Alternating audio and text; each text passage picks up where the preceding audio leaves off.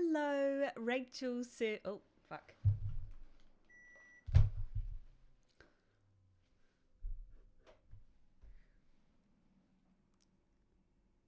Hello, Rachel Service, the CEO of Happiness Concierge here, and the author of There Has to Be More, the Essential Guide to Personal Growth.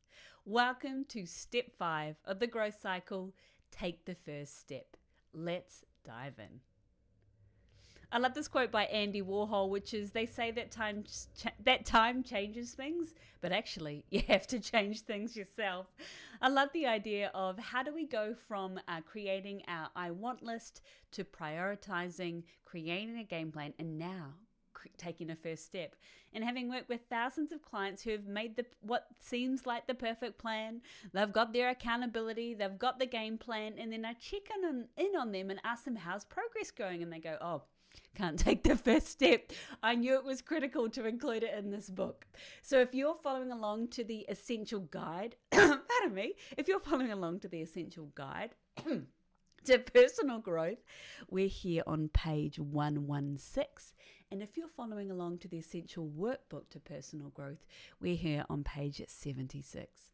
And it's in this step I want to invite you to create a personal agreement with yourself. And that was a missing step for thousands of these clients when I checked in with them. The reason they hadn't taken action is because they had gone through their version of success. They had created their I want list, they created their game plan, but they hadn't yet done what I like to call a deal with themselves, which is getting into the habit of committing to yourself so you can start to trust yourself that you can take positive action. Can you see how that's a beautiful confidence reinforcing cycle? I love this. So I want to invite you to make a deal with yourself, which A, creates a commitment, and B, gives you a kind of sense of momentum.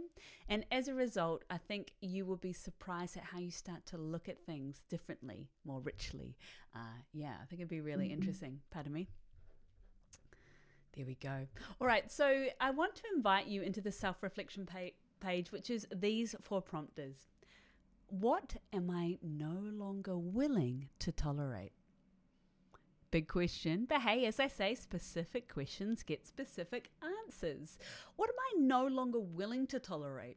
So earlier in the video series, workbook and guide and audiobook, if you're following along, I would have invited you to ask very early in the process, what am I moving away from to make room to move towards?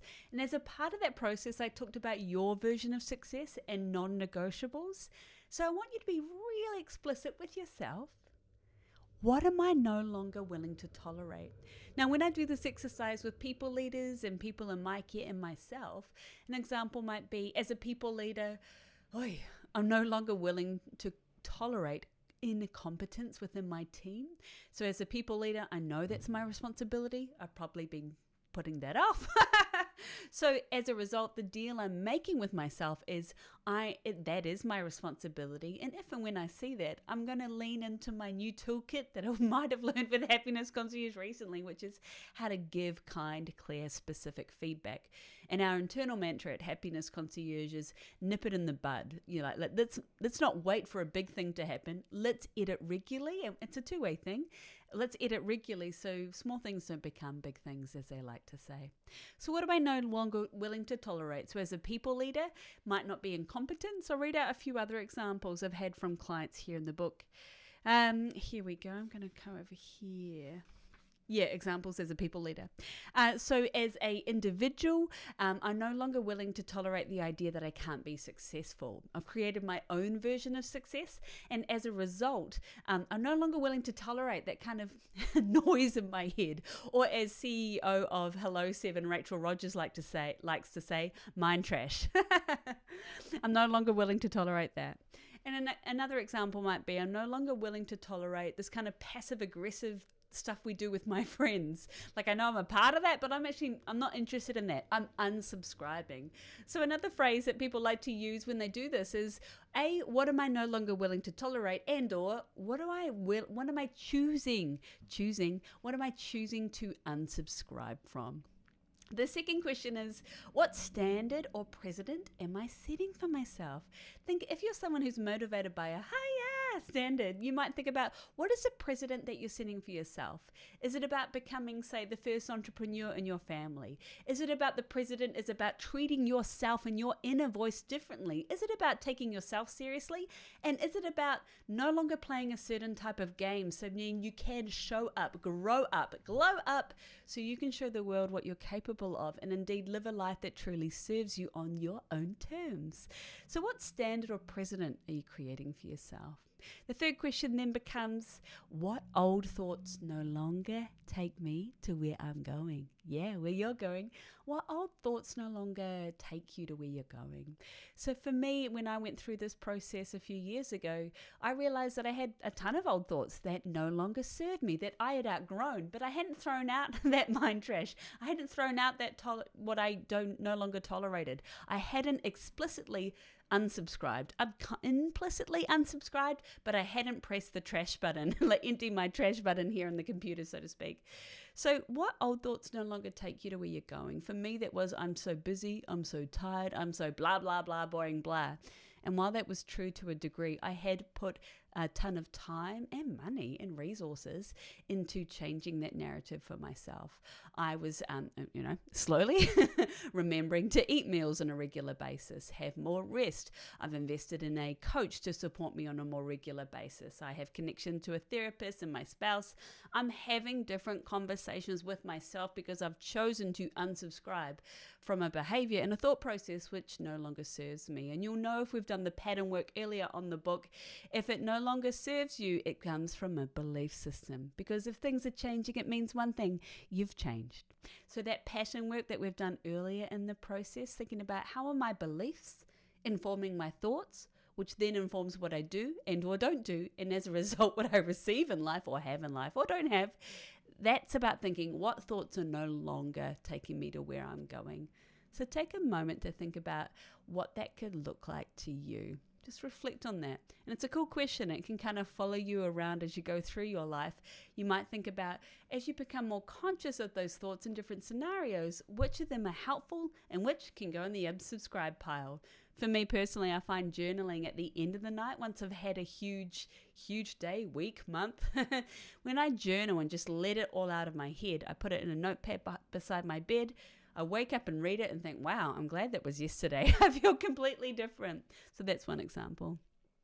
Now, as you remove thoughts that no longer serve you, here's the next thought. What will you then choose to replace them with? So an example might be, instead of thinking I'm too busy, I'm going to start to think I will make time for my non-negotiables. Instead of thinking where will the money come from, I will choose to think I'm going to prioritize making time to figuring out my budget. Instead of thinking I'm not good enough, I'm going to choose to think I'm making an effort, so give myself a break. And just instead of thinking I'm not qualified enough, I'm going to choose to think what I know for sure are my own experiences, and I'm excited to learn from people who know more than me. It's one of those kind of transformational ways that we slowly, over time, begin to edit, reinforce, and grow our awareness to thoughts that serve us. And the fun fact is you can actually, if thoughts no longer serve you, unsubscribe from them consciously to create new thoughts as they arise and as they serve you. And as part of this, the message I really want to send to you, which is, it is possible to create your own permission slip. You have it inside of you. It is possible to be your own cheerleader. So how do we become a cheerleader when there's so much going on, right? How do we become our own cheerleader when maybe in the past we've been used to seeking that validation externally? Well, no more. That's only one part of the puzzle for you, because we know that having an internal locus and control, focus on what we can control, is where the good stuff lies. So if you're in the workbook, we're going to head on over to page 78. And if you are going through my book here, there's a lot of good stuff, isn't it? Here we go, definition of success. Yes, so good. We're going to head on over to 78 in the workbook, and here we go. Page 121 in the Essential Guide. And there are just 3 questions here. So if you like, take a moment, sit back, close your eyes, breathe out and breathe in, and listen to these prompters. Here we go. What did you outline as your definition of success? What will remind you of this as you navigate that change? Based on this, what could your mantra become during times of doubt and or fear? Yeah. What did you outline as your definition of success? What will remind you of this as you navigate that change? And based on this, what could your mantra become during moments of doubt or fear? Yeah.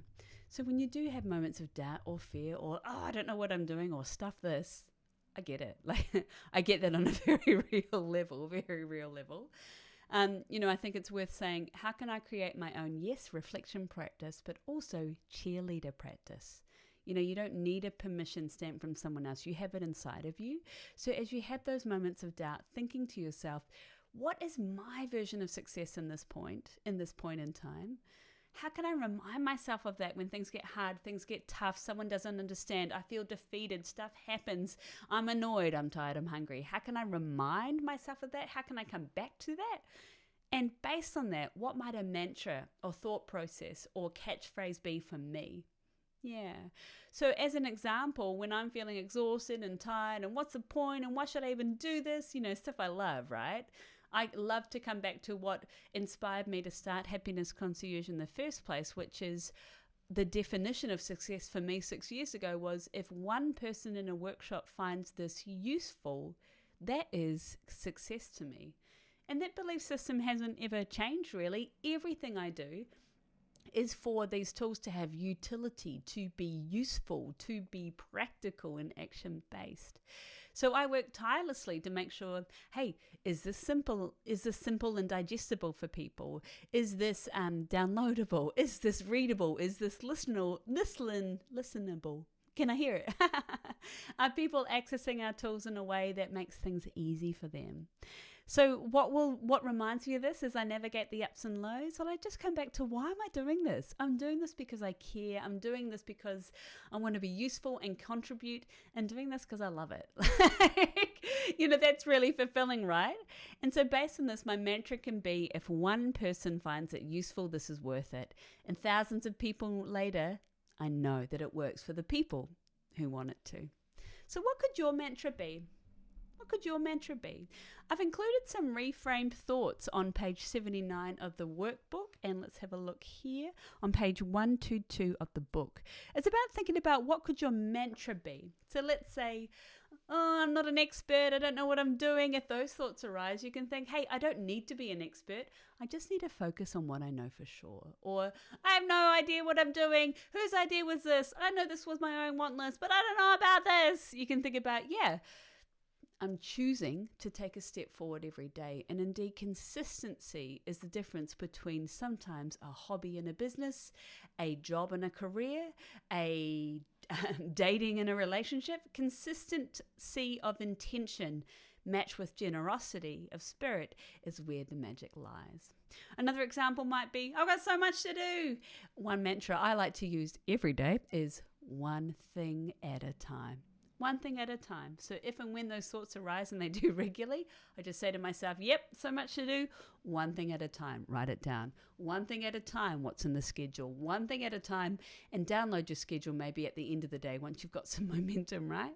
So have a think about what your mantra could be. We know that experts say that reappraising our fear of anxiety with moments of what I could hope to gain. So moving from fear to excitement, as they're both zones of arousal. Yeah, same feeling there. If we can move from what we have to lose to what we have to gain, we can actually create our own mantra. And indeed, we do this with clients at Happiness Concierge, including clients who have glossophobia, a fear of public speaking, which, I think is about 70% of the population, right? So we help people go from, hey, I'm afraid of public speaking to, I'm here to share a message and I'm here to humble myself to learn how best to communicate that. Or another example might be, will I be good enough? Will this presentation be good enough? We can start to ask ourselves, how can I communicate in a way that people can hear my intention? And how can I get feedback to learn how to continually improve? One thing that all perfectionists share, and I'm a perfectionist, is I want to get it right on the first go. And what this does, this powerful mantra, this powerful reframe, is that it lowers the need to have it perfect, and it helps us shift from maladaptive perfectionism to adaptive perfectionism, which is, I do have the pursuit of excellence, and to do that, I know it's a marathon, not a sprint. So it's about taking smaller steps of action.